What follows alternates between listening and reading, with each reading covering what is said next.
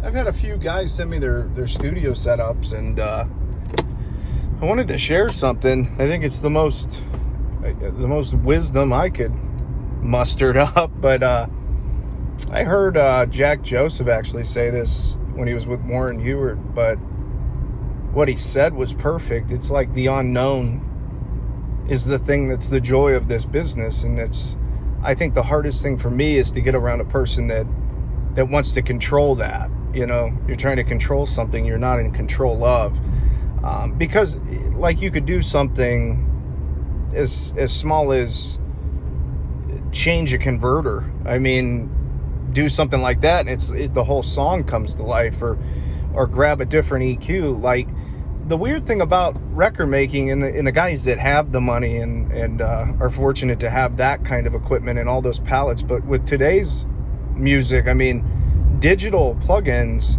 and then just the obsession of plugins, it's really incredible.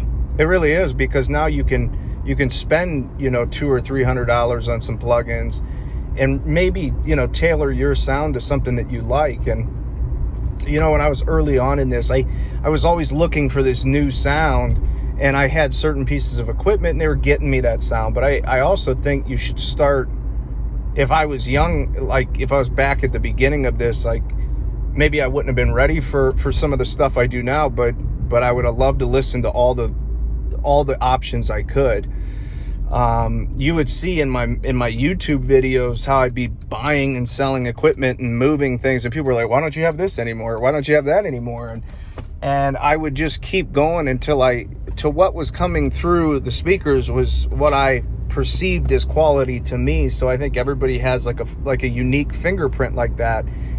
And I think these designers of equipment, I mean, they're sort of in that with you. So I do give them a lot of credit. Certain companies sort of, they share in that love for sound in that regard.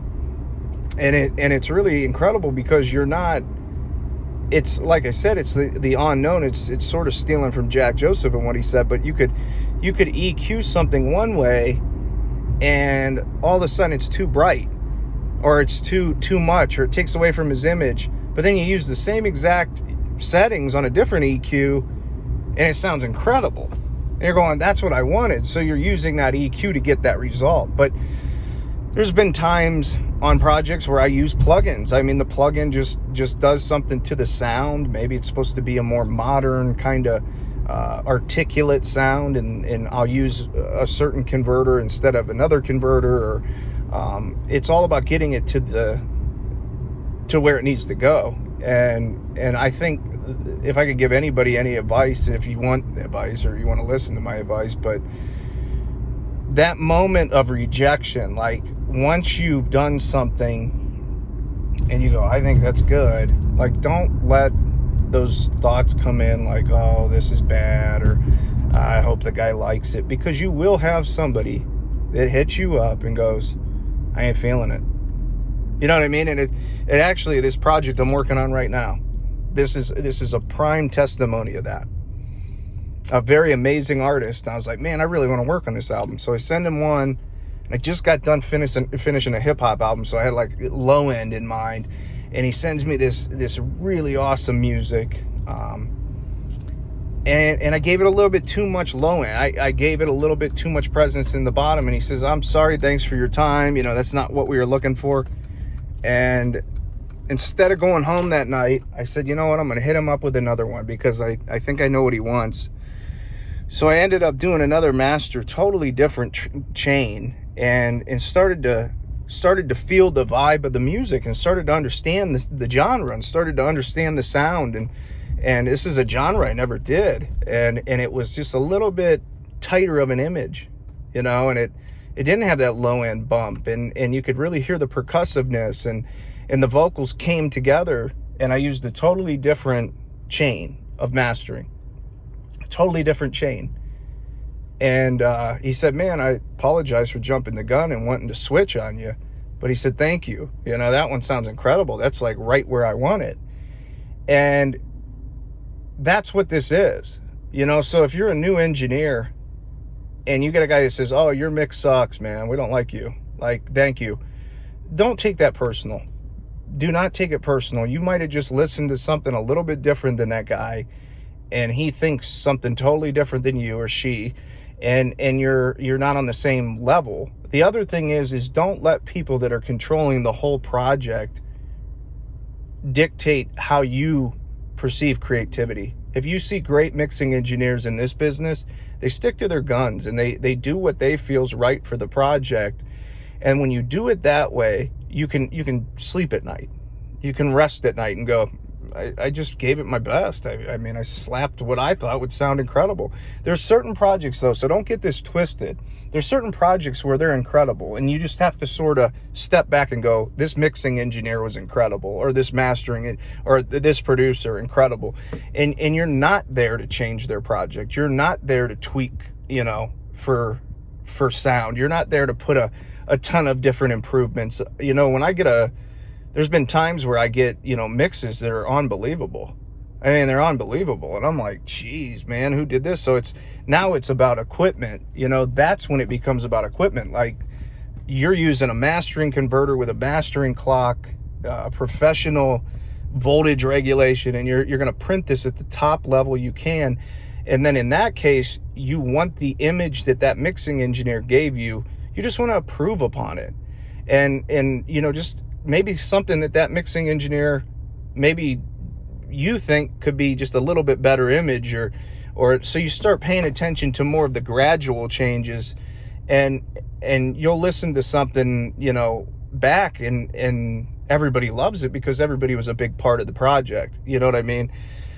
There's been times early on in my mixing career, like when I was mixing, I wasn't mastering, where I would do something I really loved. And I remember doing something I really loved, and I was like, it just didn't sound good, like, to him, And I'm like, dude, I think it sounds incredible. And I remember early on, I'd like fight a little bit, like, dude, why? Okay, and all of a sudden you're like fisticuffs, and it's like, it's not even worth that. Work with people that understand this is an art, and this is very subjective, and you might have just this awesome vibe. The other thing that's going on today is a lot of people are not listening with the speakers that we're listening with. They're not hearing everything, so they're just putting in their earbuds, and then they go, oh, well, that's what we listen on. There was a project, now I'll explain what I mean by that. There was a project that I had, a gentleman sent me an 808 kick drum, and it was on one stem.